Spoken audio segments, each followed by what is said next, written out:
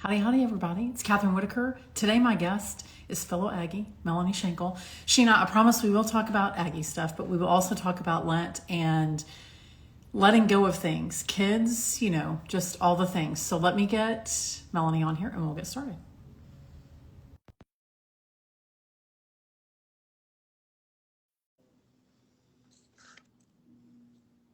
Hopefully it works. There we go. Howdy. Hello. Howdy. How are you? I'm good. There's always the moment and then you're like, please, Jesus, let it connect. Oh, listen, I don't have any trust in my Wi-Fi and it's windy here today, which I feel like I know that the things aren't in the air, but it always feels like windy days are bad internet days. So we'll see how it goes. Well, so far so good. Yeah. Good. So we'll keep it that way. Hey, so I did this a few weeks ago and I loved it so much. I've been doing it. So instead of normally I would say like, hey, tell people about you. I'm going to introduce you by way of telling people things that I love about you. Oh, I love that. All right. Okay. So I love that you have an accent and that you sound like you're from Texas. That makes me so happy. I love that you love the Aggies. I think that's a shared love. Yes. I love, Melanie, how you show people how to have healthy female relationships. I think that you remind us that it's possible, but you also do that in your real life. And I think that's important for women to see, that we're not all horrible, that we can be good to each other. Yes. I love how you love your spouse and your daughter. It's a really great, I've seen it in person, but I know for not everyone gets to see it in person. They get to see it here, but I think that you do it well. It's not perfect, but you do it well. And then I love that you love a game day pretzel as much as I do. Listen, the game day pretzel, that was the best part of Aggie football this season. I mean, if you can't find hope in the game day pretzel, I mean, why are you even there, Yeah, it was pretty rough. Well, speaking of the Aggies, maybe we'll kick it off with that. So we have 3 big games. So we kick it off with Notre Dame, season opener. Yep. Then about, halfway through, end of October, we have LSU, and then the big game against Texas. Yeah. So prediction, are we going to go 3 for 3? Like, how do you feel that's going to play out? Listen, right now, Kathryn, I'm my best football self because it's February and the possibilities are endless. And so right now, I'm going to say we're going to kill it. We're going to kill it 3 for 3. I believe in Elko. There is hope. Get back to me in October because that's usually when bitter, cynical Melanie shows up. Yeah, usually right after the band plays, we're all like, that's it. It's over. We're done. Go get your pretzel. Go get your pretzel. This is it. Oh, man. I definitely think Notre Dame for sure. Just season opener. Everyone's excited. I agree. TU. They're not ready for that heat. They're not ready for the Kyle Field heat on August 31st either. So no way. I feel good about that. And we're going to win Texas because it's the first home game. Yeah. No brainer. Yeah. The one that I always get nervous about is LSU. So I'm with you. I'm pretty hopeful right now because spring football hasn't really started. Yeah. So we all believe we can win the national championship right now. That's it. So hope is alive. Hope is alive. Oh my gosh. Okay. So speaking of hope, how's your Lent? How's your Lent going? My Lent is good.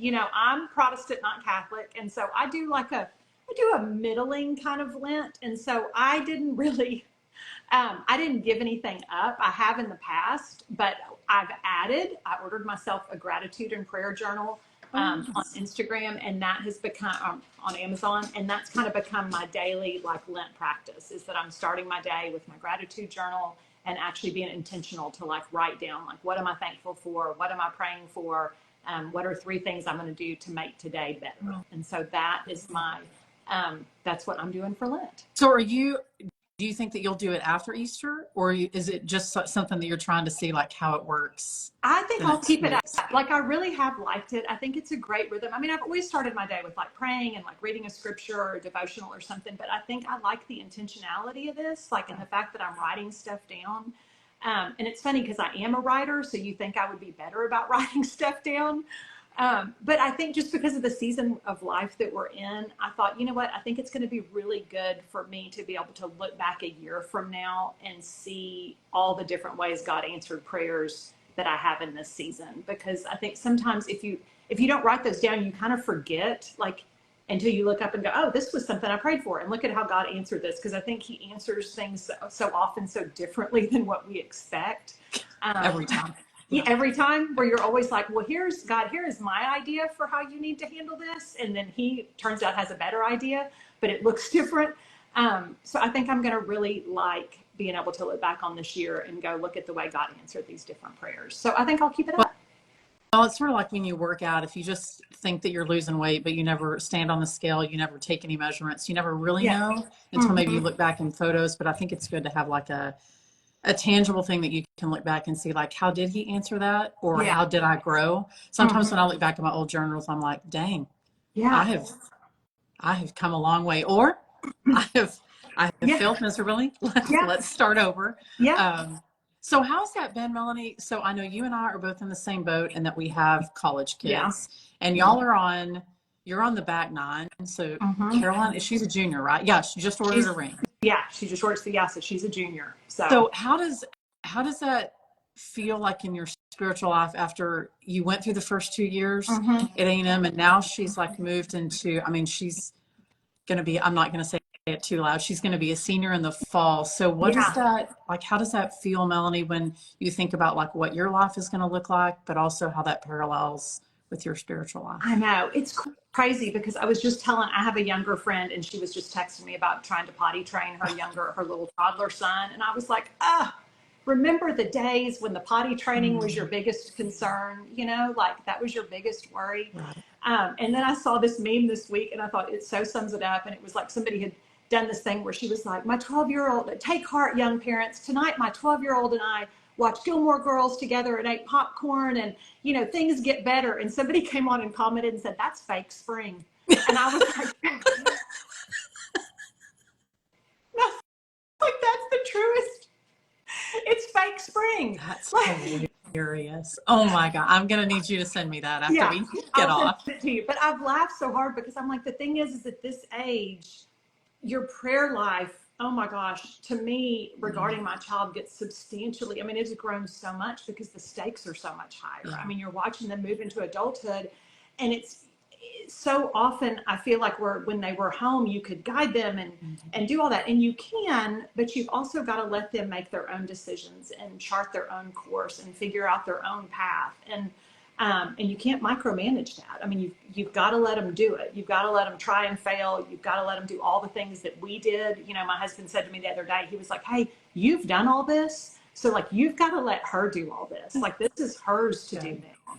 And it's so true. But I think it's just, and I look at Caroline and I'm so, I mean, she is a kid with just the strongest faith and she's got the best compass and she's on a great path. And I'm like, thank you God for that, for who she is, because I do feel like I can watch her and go, you know what? I trust the decisions you're making. I trust what you're doing.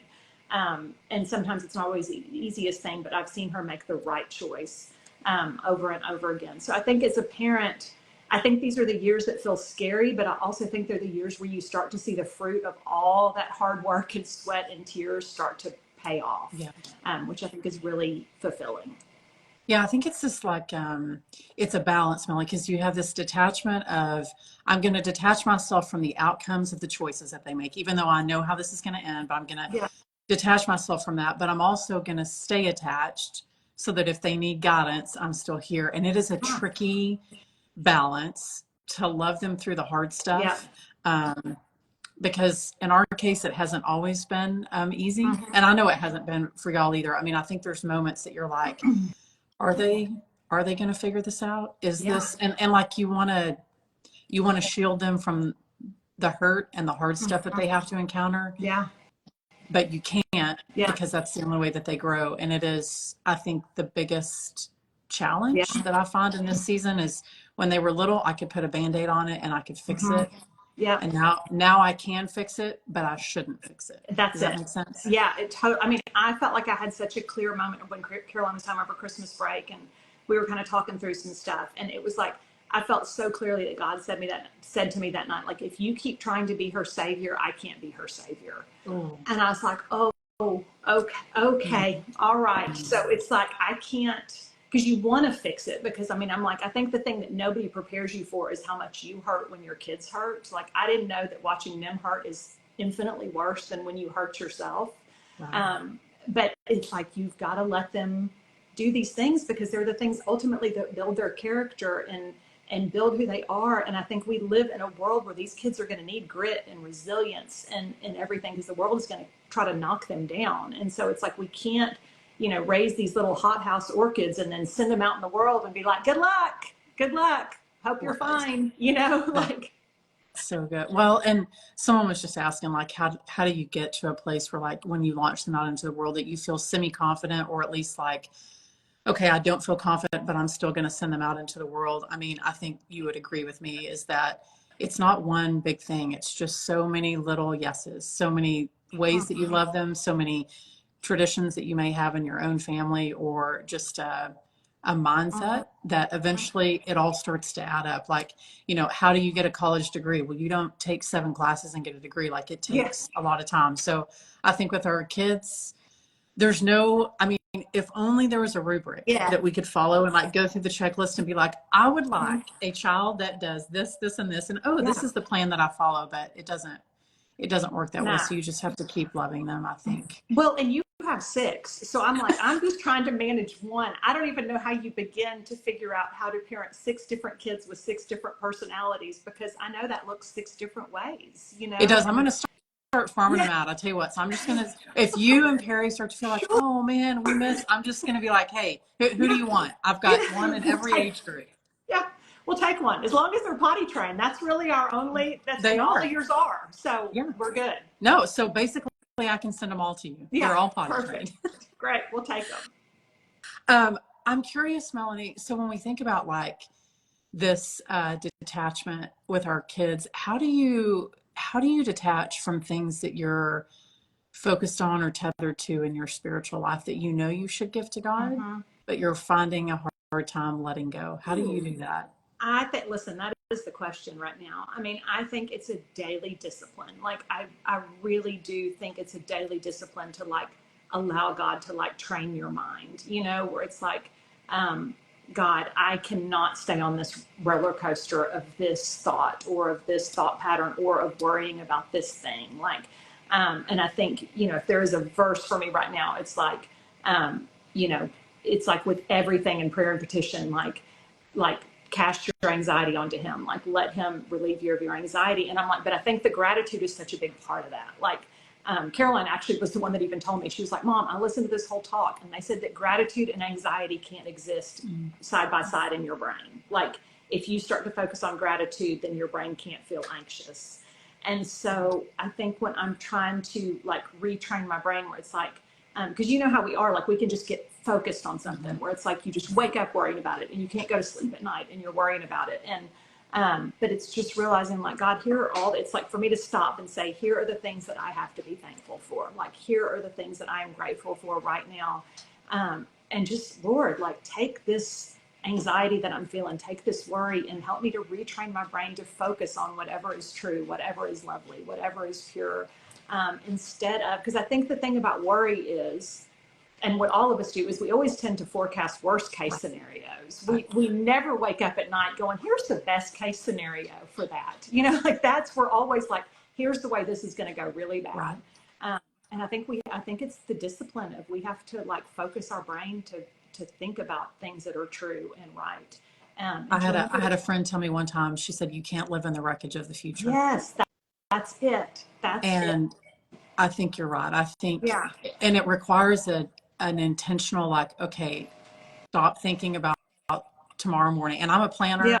I have my color coded planner next to me. So I'm a big fan of like what's going to come next. And thank God I married a man. I mean, Scott's kind of a planner, but not really. Yeah. And so he's good for me. And he's like, Kathryn, just let it go. And I think it's a choice to let go. And it's really hard to choose to let go. It is. So what's been like your hardest thing, Melanie, to let go of? And then when you let it go, God did something magnificent with it. Can you think of a time that he did that? Oh gosh. I mean, I think, to me, even I think the hardest thing, I mean, there have been so many different things, but I think sending Caroline off to school as a freshman, because I think at that point she had not had, and I've talked about it, like she did not have the easiest high school experience. Like, it was just really hard in a lot of ways. I mean, Caroline is a girl that has always spoken her mind. She doesn't sugarcoat anything. She tells you what she thinks. And I don't know if you're aware of this, but those things don't always translate well to the high school girl economy. So Right. it was that thing of like, I knew the way that we had raised her, and I knew the things that we had poured into her, and I knew the prayers we'd prayed for her. But the thing that I didn't know was, how is this going to go when she's off on her own? Because what are the decisions that she's going to make? Like, how is she going to choose to live her life? And to see, like, and she started off by going to Impact before she ever got to A&M, which is like the freshman, it's like a Christian freshman orientation camp to get kids plugged into ministry. And she came home from Impact so passionate about her relationship with Christ and so focused on growing her faith that I was like, Lord, if we can just do this. But it was such a surrender of like, okay, I'm sending my baby off, and how is this going to go? And to watch the way that she has just turned back to the Lord over and over and over again has been so much more than what I could have expected or hoped for. I mean, you hope that for your kids, but I also know how I was in college. So I was like, this could Go with God, different. everyone. We could get to college and discover Northgate, and that could be the end of it. So, Yeah. so instead, to watch her make those decisions, and in February of her freshman year, she chose to get baptized. I mean, that was something that Perry and I had never pushed on her, because we were like, we want you to do it in your time, when it's your thing, when it's between you and God. And so for her to do that as a freshman, and to say, like, I am putting my feet right where God has them, I think turned out so much better than so many of the worries I had of what is this going to look like. Yeah. And I think I definitely prayed for my kids, but I found myself, particularly their freshman year, and I had boys the first time around, first two times around, then I had a girl. So now I'm relying on your advice. But I found myself praying a lot, please, Jesus, send them people in their lives that they will listen to, that will be a good influence. Yes. Because I recognize that while our circle of influence, yeah, we were their parents, and yes, they may or may not come to us for the stuff, I knew that they were turning to their friends. Yeah. And some of those people we knew. Yeah. Some of them we didn't know. No. And I remember that being a fervent prayer especially that first semester, please, Jesus, send them people. And then I would meet some of their friends, and I'm like, okay, all right. It's been surrender. Yeah. So much surrender. It feels like Lent, like Yes. that whole, Yes. whole season of like, ooh, and then they get like, I know someone just commented, like, now that I have one that's, post college, and like he's in another state, I'm like, okay, so talking about like letting things go, and like we don't visit every day like we used to. And it is a new difficult season. What would be, Melanie, your best advice to someone who's like, they're either finding themselves getting ready to go into a new season, or they have to let go of something, like they're having to let go of a child, or having to let go of a circumstance? What would be your advice to them in surrendering that as they move into the next season? I mean, to me, the best advice I can give you, and I know it can sound cliche, but I'm like, just really lean into the Lord and trust God with it, because I think the only way that we really can fully surrender something is to give it to God. And here's what I will say in my life, and Perry and I've had this conversation so much lately, and we've had it with Caroline, is like, God has never one time done me wrong when I've let go of something, even if I didn't want to let go of it. And at the time it seems so hard, but he never one time has given me something that has caused me to look back and go, oh, but I still wanted this. Like every time he's been faithful to give me something better than what I even knew to ask for. And I think he promises that so many times in his word. I think Ephesians 3:20, that, he does immeasurably more than we could ask or imagine. He also tells us that like no mind has conceived of what God has prepared for those who love him. And I think it's hard, because in our limited thing, we're like, but I want this story. Like I wanted this story. And God is like, no, but I'm giving you a better story. But I can't unless you fully surrender. And I think, right now he's got me in this place of like in Isaiah where it says, forget the former things. Like I'm doing a new thing. Like, can you not perceive it? And I hold on to that, because I'm like, there's never been a time that he's taken an old thing that the new thing wasn't better. And so you have to trust in that. And it's hard. I mean, I think it's a daily surrender of like, God, not my will, but your will be done, because I don't want anything for Caroline or for my marriage or for my career or for my life or anything that isn't exactly what God's will is. And that doesn't mean that I'm going to get it perfect. And it doesn't mean that I'm always going to understand it. And it doesn't mean that it's not going to hurt. but I don't want it if it's not God's best for us.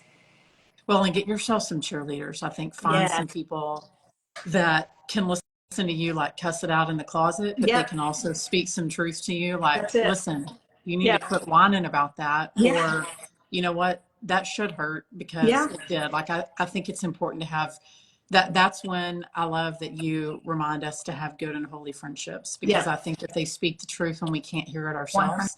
And the other day you posted a song, which is my favorite, The Goodness of God. And Yeah. there's a line in there, all my life you have been faithful. Yeah. And I have thought about that, and I have prayed on that line so many times. Every time that song comes up, I'm like, it's like a slow exhale, like, okay, Kathryn, remember, like, Yeah. God never does you dirty. He That's always, right. there's always purpose. And sometimes Yeah. it takes a lifetime. I mean, it took us 14 years after our preemie was born for me to realize why. Yeah. And that was a long Yeah. time to wait. Yeah. And I know there's other people that wait longer than that. So that's Yeah. good advice. And Okay. So I know you have, oh, go oh ahead. no, and I was going to say, and I think too, that's the whole thing is with God, it's a long game. And I do think, and here's what I say, I don't want to minimize, because I mean, I know there are so many heartaches and real things that go on out there, but I'm like, I'm sorry, look, the dog It's is okay. she It's doesn't so on respect brand. Good job. Instagram live. But I do think that there are some heartaches that we will have that we may not even understand this side of heaven. Like there are going to be some hurts that we don't even understand this side of heaven. But I think that someday we will get there and go, oh, look at how God used this. And I couldn't even see it fully, So I think you have to trust in that too. And that's hard. That's the walk of faith, which is not always easy. No, I have a list of questions for Jesus. God Yeah. willing, I make it to heaven. I've got a Yeah. long list of why did you allow this? What does Yeah. this mean? And help me Yeah. understand. So I'm sure by then I won't have those same questions because Mm-hmm. the magnificence of heaven will be so great. But I do have the Yeah. list in case Mm-hmm. he's curious, Yes. Yeah. What questions do you have for me, Kathryn? I'm sure that's exactly what he's going to Yes. say when I get to it. So, Uh-huh. Kathryn, so happy you're here. Yeah. What questions can I answer? Yeah. Oh, hey, so you have all sorts of fun things going on. So you have a book. Tell us a little bit about you have multiple books, but you have a Yeah. new one. I have a new book that I'm working on edits for right now. God bless my efforts in that. But it is going to be out in February of 2025. So next year at this time. The tentative title, I think, is Here Be Dragons. And it is going to be about the dragons that we encounter in our life. And it's a lot, it's kind of about me, my story of overcoming my own generational dysfunction. And coming from an unhealthy family, and the ways that Perry and I intentionally chose to allow God to heal those places and fought to do better.